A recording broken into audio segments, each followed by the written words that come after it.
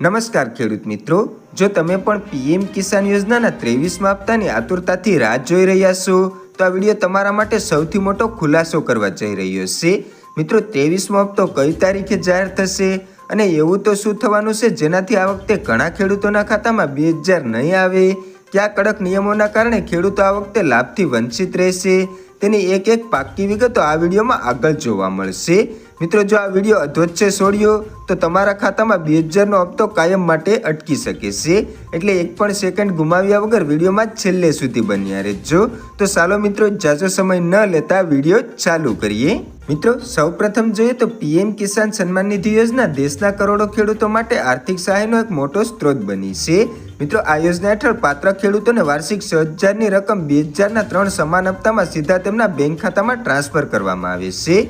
મિત્રો, અત્યાર સુધીમાં સરકાર દ્વારા સફળતાપૂર્વક 22 હપ્તા જારી કરવામાં આવ્યા છે અને હવે દેશભરના કરોડો ખેડૂતો 23મા હપ્તાની આતુરતાથી રાહ જોઈ રહ્યા છે. તો ચાલો મિત્રો, આપણે જાણીએ કે 23મો હપ્તો ક્યારે જાહેર થઈ શકે છે. તો મિત્રો, સામાન્ય રીતે પીએમ કિસાન યોજનાનો દરેક હપ્તો 4 મહિનાના અંતરાલ પર બહાર પાડવામાં આવે છે. મિત્રો, છેલ્લો હપ્તો જાહેર થયા બાદ આ સમયપત્રક મુજબ 23મા હપ્તા માટે 4 મહિનાનો સમયગાળો જૂન મહિનામાં પૂર્ણ થાય છે. મિત્રો, આથી એવી પ્રબળ સંભાવના છે કે સરકાર 23મો હપ્તો જૂનના છેલ્લા અઠવાડિયામાં અથવા જુલાઈની શરૂઆતમાં જાહેર કરી શકે છે.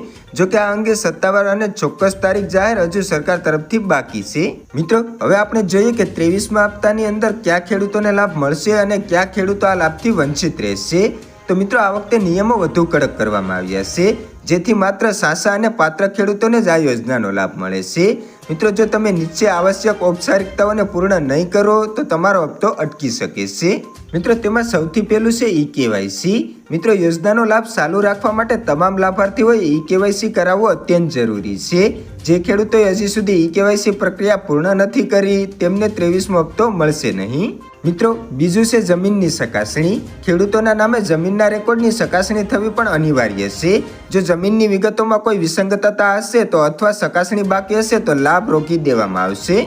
મિત્રો, ત્યારબાદ તમારા બેંક ખાતાને આધાર સાથે લિંકિંગ કરવું ખૂબ જ જરૂરી છે. મિત્રો, તમારું બેંક ખાતું સક્રિય હોવું જોઈએ અને તે આધાર કાર્ડ સાથે જોડાયેલું હોવું જોઈએ. મિત્રો, પીએમ કિસાનના નાણાં ડીબીટી દ્વારા મોકલવામાં આવતા હોવાથી તે આ લિંકિંગ ખૂબ જ મહત્વપૂર્ણ ગણાય છે. તેથી ખેડૂત મિત્રો, જો તમે પીએમ કિસાન યોજનાના પાત્ર ખેડૂત છો તો હવે બિલકુલ સમય બગાડ્યા વગર વહેલી તકે પીએમ કિસાન પોર્ટલ પર જાઓ, તમારું સ્ટેટસ ચેક કરી લો અને જો કોઈ પ્રક્રિયા બાકી હોય તો તેને વહેલી તકે પૂર્ણ કરી લો, જેથી 23મા હપ્તાની રકમ કોઈ પણ અડચણ વગર તમારા ખાતામાં જમા થઈ શકે. મિત્રો, આ માહિતી તમારા સુધી સીમિત ન રાખતા તમારા ગામના ફેસબુક અને વોટ્સએપ ગ્રુપમાં બીજા તમામ ખેડૂત મિત્રો સાથે વધુમાં વધુ શેર કરજો, જેથી કોઈ ગરીબ ખેડૂતનો હપ્તો અટકે નહીં. અને હા, પીએમ કિસાન યોજનાની સત્તાવાર તારીખની જેવી જ જાહેર થશે તેનો વિડીયો સૌથી પહેલાં જોવા માટે આપણી ચેનલને અત્યારે સબસ્ક્રાઇબ કરીને બાજુમાં આપેલું બેલ આઇકન જરૂરથી દબાવી દેજો. મિત્રો, કોઈ પણ પ્રશ્ન હોય તો નીચે કમેન્ટમાં પૂછજો. મળીએ એક નવા અને મહત્વના વિડીયોમાં. ત્યાં સુધી બધા ખેડૂત મિત્રોને જય જવાન જય કિસાન. આભાર ખેડૂત મિત્રો.